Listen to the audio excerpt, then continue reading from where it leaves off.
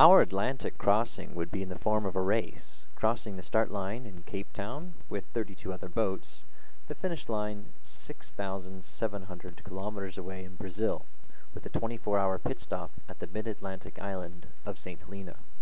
As I mentioned earlier, I trained for the adventure by racing in Kingston. This was not good training for ocean racing. It's too fast-paced. I noted two big differences. First of all, we always dragged two fishing lines behind us. And second, we planned maneuvers up to a day in advance. Quite often, I would be examining the charts and weather data with the skipper, and we would have conversations that concluded, "We're heading too far north of the rum line. We should probably jibe sometime after dinner when all the dishes are put away. The wind will shift a little to the north throughout the night and weaken, so two of us will take the reef out on the main at sunrise, while the rest of you sleep. We should cross the rum line around noon tomorrow, so let's jibe before lunch." I have been asked before about the concept of crewing dynamics and the sorts of relationships you build with total strangers on boats. How can you trust them? What do you do when the arrangement goes sour? You have to be very flexible and open-minded. When looking for a ride, you end up approaching just about every boat in the harbor, and the luxury of being picky often isn't available. Like hitchhiking on the side of the highway, you take what you can get. On my first boat, the one I had prearranged online, we were ejected from an island because the village chief caught the skipper in a hut with a young boy. That was the only situation that really irked me.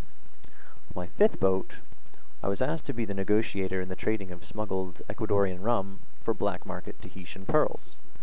I didn't mind that so much. The skipper suffered from a terminal illness and was on a mission to live life to its fullest. For my seventh boat, the wealthy owner's dream was to sail around the world with a paid captain on board.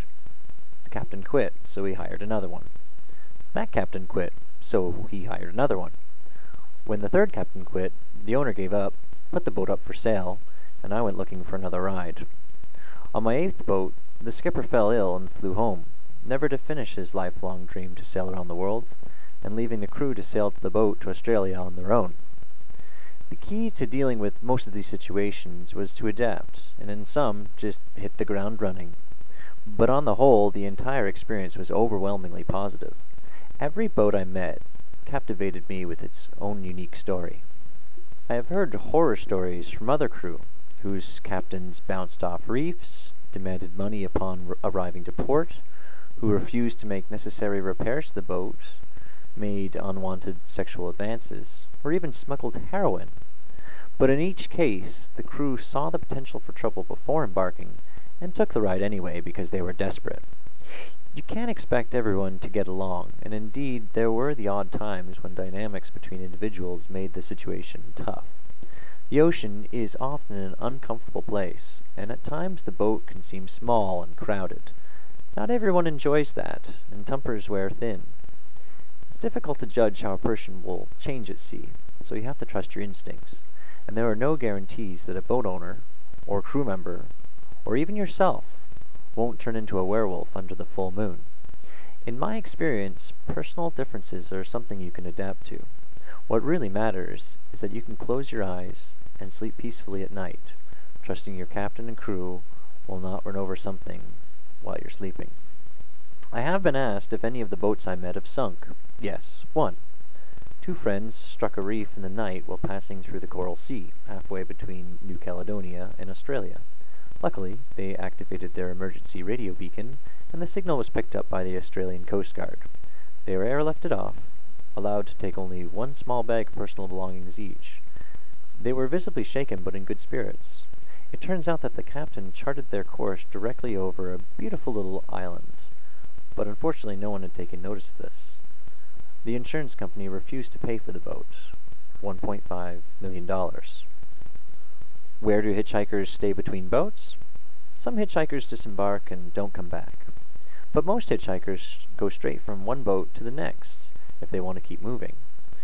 In one stretch, I had not slept on shore for about 7 months, though I had changed boats 5 times. There was plenty of time to explore land.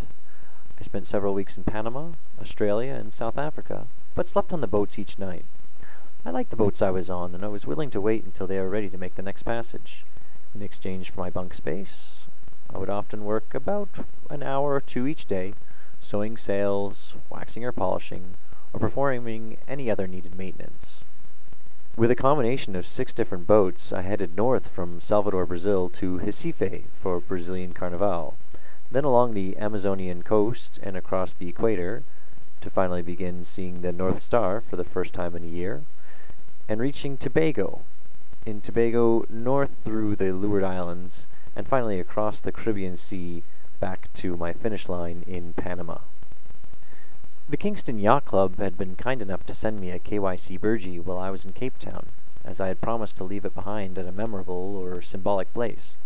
The burgee had journeyed with me across the Atlantic and all the way back to the Caribbean, though none of the places we visited seemed appropriate. I realized that the most symbolic place to leave the burgee behind would be at my finish line, above the historical bar of the Panama Canal Yacht Club. I arrived to Panama with burgee in hand, ready to step into the barroom and order a Cuba Libre just as I had done before transiting the canal. But when we arrived, something seemed different, very different. My finish line, the place where I'd envisioned myself walking over an invisible line on the floor to complete the journey, had been bulldozed to the ground only a month earlier. All that remained of the 80-year-old yacht club was a pile of dust and rubble. It seemed an ironic end to the journey. Most sailors complained that while they changed, the rest of the world stays the same. That may be true, but this time the world did change, and I was the one left in the dust. The trip in total took 16 months to complete. 200 days of that were sailing days on 10 different boats.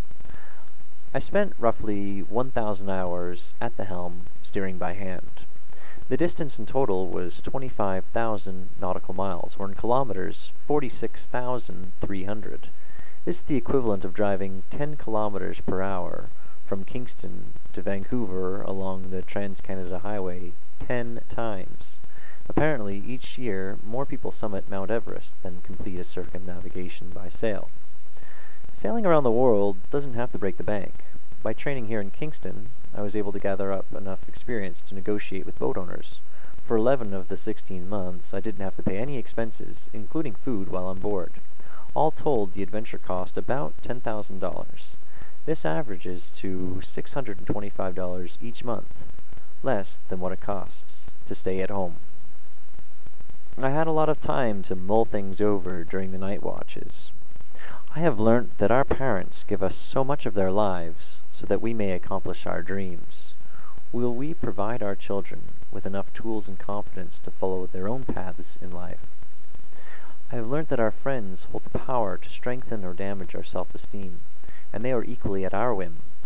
Can we overcome our insecurities and jealousies to encourage one another to succeed?